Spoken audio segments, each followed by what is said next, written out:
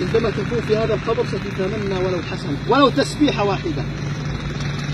حتى إذا جاء أحدهم الموت قال رب ارجعون لعلي أعمل صالحا فيما تركت، كلا إنها كلمة هو قائلها ومن ورائهم برزخ إلى يوم يبعثون.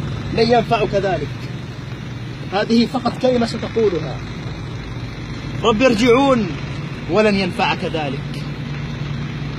يقول الله إني كتبت على نفسي أنهم إليها لا يرجعون، فاعملوا لأخراكم، اعملوا لأخراكم من أجل أن يكون هذا القبر روضة من رياض الجنة، وألا يكون حفرة من حفر النار.